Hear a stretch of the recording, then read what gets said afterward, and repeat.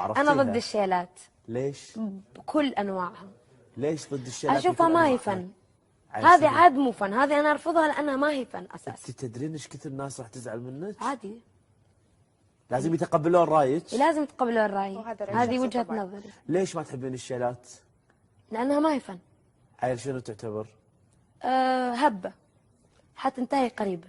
شوفي الناس تلحق أي هبة، أي هبة، أي هبة. طلع الراب العربي هبوا ناس فيه، تطلع أغاني أجنبية هبة وحتنتهي.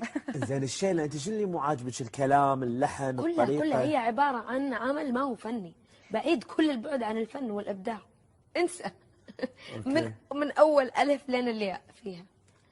وجهة نظري وأتمنى ما حد يزعل مني، بس أنا أقول لك هي زي أي نوع فني أو غنائي يطلع ويختفي، بس أنا ضده.